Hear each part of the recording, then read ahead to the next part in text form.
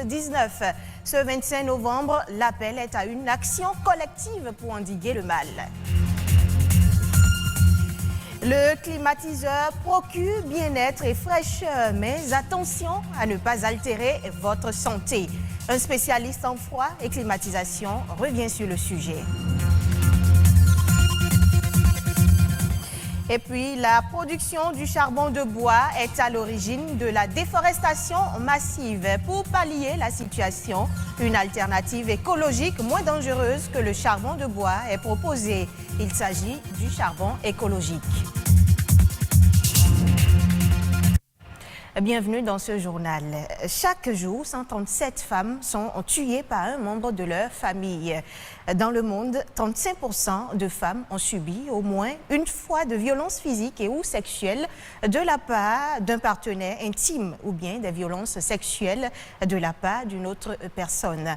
Au Bénin, les violences domestiques subsistent au même titre que les mutilations génitales féminines et le mariage précoce. Autant d'actes combattus ce 25 novembre à l'occasion de la journée mondiale pour l'élimination des violences à l'égard des femmes. Voici l'historique de cette journée.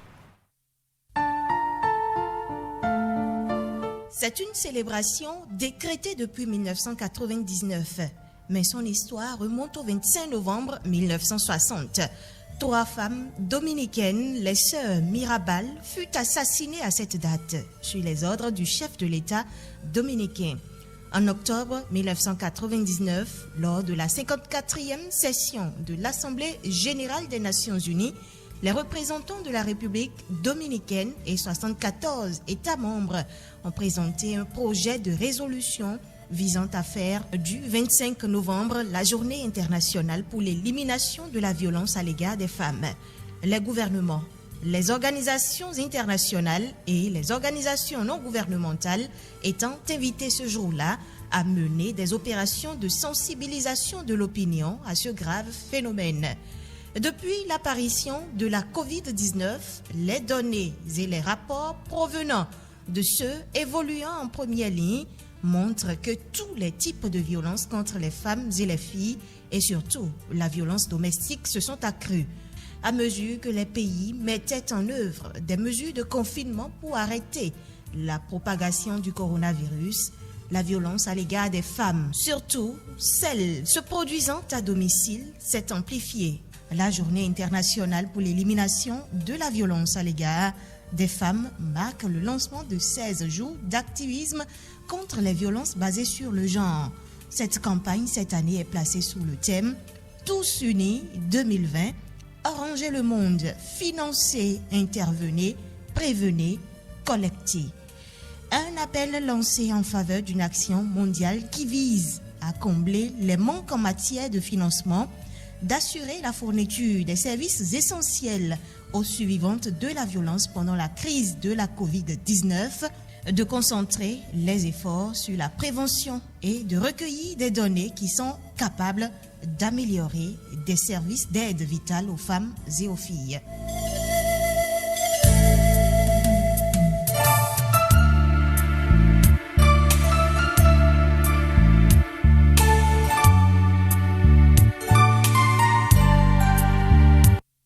Je l'annonçais en titre, beaucoup de foyers africains utilisent principalement le charbon de bois comme source d'énergie pour la cuisson au quotidien en raison du pouvoir d'achat qui ne leur permet pas d'utiliser le gaz ou d'autres types de ressources.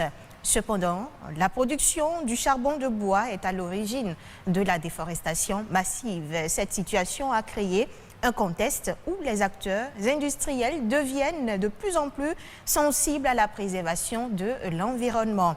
De ce fait, ils proposent désormais une alternative écologique moins dangereuse que le charbon de bois. De jeunes Béninois s'investissent dans la fabrication du charbon bio. Edmond Humbo et Amandine Agnabossou nous amènent à la découverte. Très économique, le charbon de bois est le combustible le plus utilisé en Afrique. Et pour assurer son utilisation quotidienne, les populations ont recours à la coupe de bois répétée, ce qui engendre inexorablement l'épuisement des ressources forestières. Quand nous voyons tout ça, on a dit il faut qu'on trouve la solution qui va remplacer le charbon de bois pour que nos forêts soient désormais tranquilles. Le charbon écologique semble donc être une alternative très prometteuse déjà en pratique dans plusieurs pays d'Afrique. La matière première, les feuilles de paille, les feuilles de maïs et bien d'autres résidus agricoles. On a commencé l'expérience avec les déchets de karité. Donc nous prenons également toutes feuilles légères. Vous savez, il y a des arbres qui salissent un peu le sol avec leurs feuilles. Nous, on ramasse tout ça là et nous travaillons ça et ça donne le charbon écologique. Mais avant d'obtenir ces briquettes, il faut maîtriser les étapes de la transformation des matières premières. Pour faire la carbonisation, il faut mettre les pailles sèches dans le tonneau et on allume avec l'allumette. Et après l'allumage, il faut contrôler le feu pour que ça ne devienne pas de la cendre. Après, on éteint avec de l'eau. Après la carbonisation, on passe au broyage. Après le broyage, on passe au mélange de la poudre fine. Après, on passe à la production pour obtenir des briquettes. Ensuite, on vient sécher.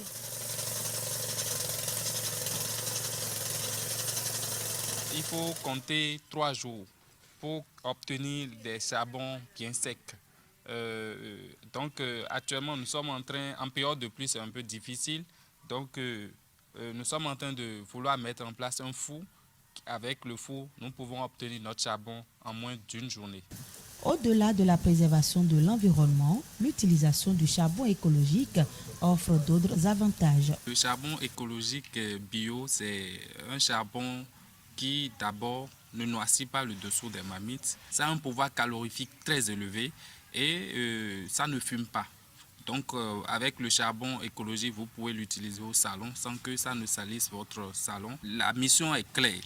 Si nous arrivons à mettre dans la tête du Béninois qu'il faut laisser le charbon de bois au profit du charbon écologique, celui qui utilise le charbon écologique, je ne vois pas pourquoi il ira encore utiliser le charbon de bois. La production et l'utilisation en grande quantité de ce charbon écologique pourrait donc à long terme permettre non seulement de réduire le chômage, mais également de protéger les forêts. Difficile de subir la chaleur quand on a à disposition un climatiseur. Il procure la fraîcheur et une certaine sensation de bien-être. Mais selon les spécialistes, il faut pouvoir utiliser la climatisation sans altérer sa santé. Serge Omores est spécialiste en froid et climatisation. Il nous donne quelques conseils avisés au micro de César Achadé et Ulvaeus Balogun. Il faut dire que la climatisation, c'est un ensemble de procédés qui consiste à contrôler, réguler, modifier les conditions climatiques d'un local pour des raisons de confort ou pour des raisons techniques. C'est le cas des centrales, des chambres de serveurs, le cas des blocs opératoires et autres. En fonction de la température extérieure que nous avons au Bénin et dans notre sous-région, parce que nous sommes dans une zone tropicale, il faut régler son climatiseur à une température comprise entre 26 et 24 degrés.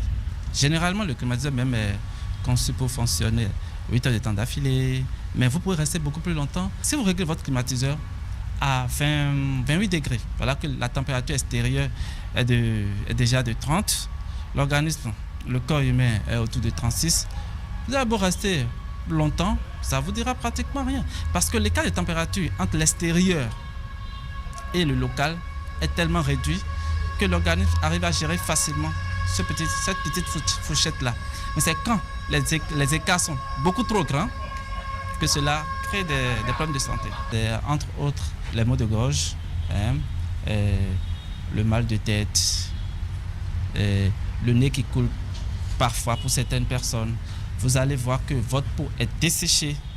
Vous n'allez pas avoir le confort. Autre chose, il ne faut pas allumer son climatiseur et laisser les portes et les fenêtres ouvertes. Ça ne vous servira à rien. Les déperditions iront tout de suite vers l'extérieur et en fonction du local dans lequel vous êtes, vous allez voir que la température n'est toujours pas atteinte et le compresseur va fonctionner plus longtemps. Et maintenant, lorsqu'il y a personne dans les locaux sont vides, il faut arrêter le climatiseur. Vous savez, et tous ces 3 éléments combinés vous font baisser considérablement en consommation d'énergie. Et du coup, vous allez avoir le confort qu'il faut et à un prix juste. Vous n'allez pas avoir des factures qui seront exagérées à la fin du mois.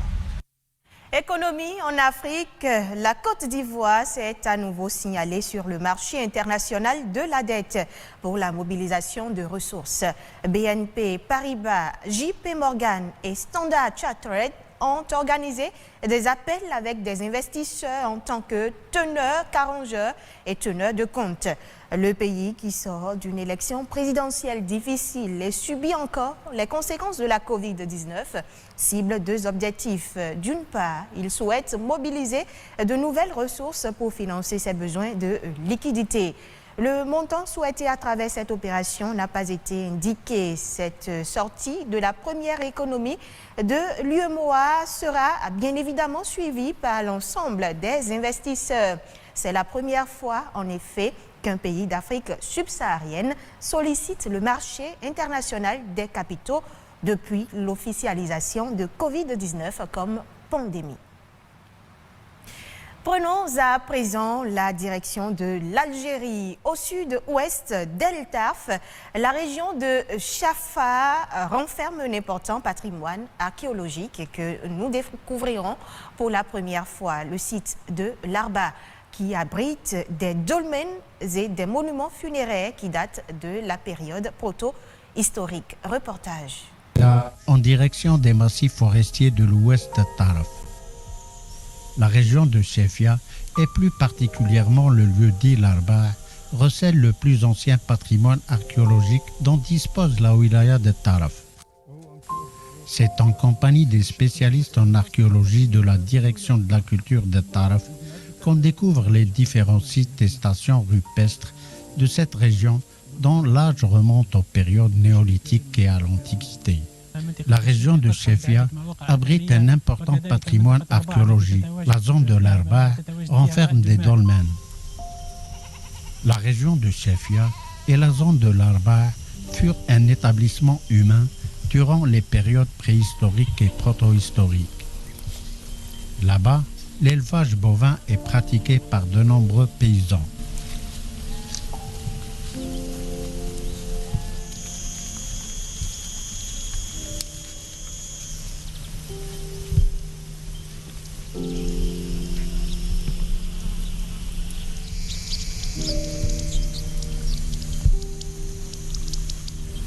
Aux côtés de la céréaliculture, des fellahs élèvent des moutons.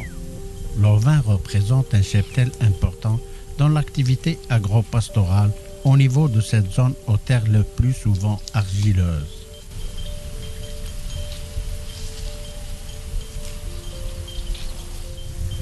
Le caprin et sa viande sont des plus prisés des habitants de cette région où dominent des coteaux.